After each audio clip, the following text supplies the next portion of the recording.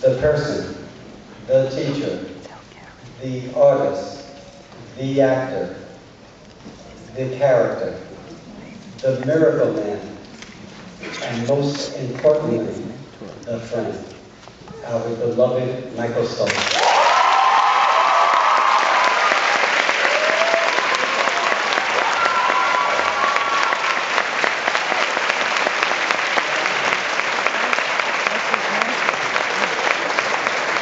Before I start, Hava, I did find him, but Marty's already married, sorry.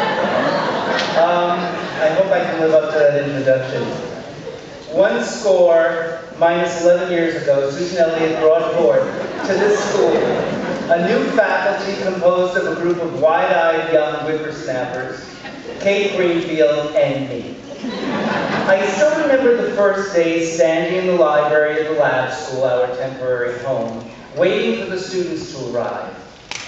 As the 9 a.m. bell sounded, we could hear the sounds of eager young minds approaching and then continuing past us down the hallway. 10 minutes passed, 20 minutes, a half hour.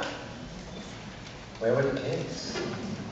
Oh, we knew we had 125 unregistered, but no one appeared. Jokingly, I said, well, why don't they go to school and nobody came? The rest of the staff glared at me with their silent glacial stares until Susan broke the ice by laughing. To make a long story interminable, it turned out they were all waiting in the auditorium, and so Elro was born. I graduated 5 senior classes here at Elro, with you being my 6th. And boy, have we had an amazing adventure together. You guys have been at my side with my kidney cancer, thyroid cancer, melanoma, and ultimately, my death. That's right, I stand before you a zombie.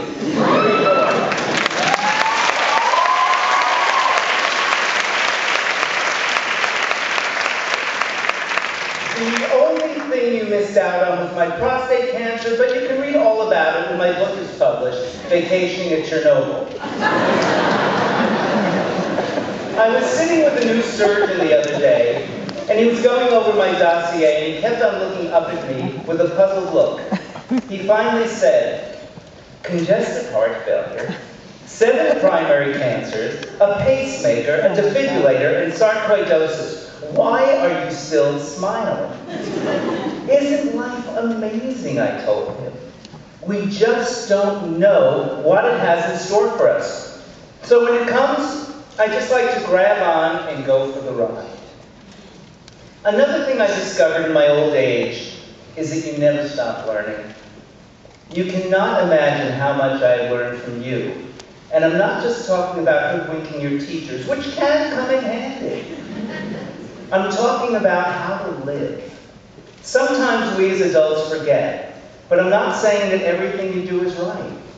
Believe it or not, sometimes we, Altakak is my favorite Yiddish phrase, it means old people, know what we're talking about. No, it's true. Wisdom comes from being able to differentiate between the two and make good choices. Yeah. One of the most important things I've learned is how to be a good listener. Sometimes the most important things happen in the silence of our response. Remember to be there for others. I don't care who it is. Everyone has something important to say, even if you don't think so. Years ago, when I was teaching in an early childhood school, I was rehearsing a production of The Tempest, which was directed by and starring the great Jose Ferrer. I was playing Trinculo the Clown. Every afternoon, I would hightail downtown to rehearsal. Joe was a fantastic director because he respected the creativity of his actors. One day he said to me, Michael, where do you come up with all your ideas? Well, my 3rd graders, I told him. He looked at me in a way that only Joe could look.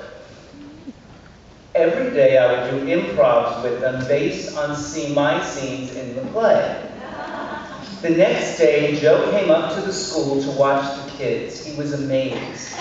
While we were going home and sitting on the D train, he turned to me and said, sometimes we go through life with blinders on.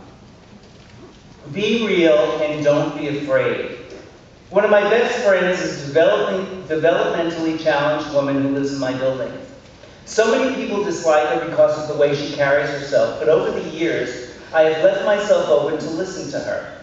We spend hours talking and laughing. At times, I go to her for advice. Sometimes there's more wisdom in the simplicity of life than an educated mind that has been cluttered with reams of details and facts. Before I shut up and sit down, I just want to thank you for the most amazing years of my life.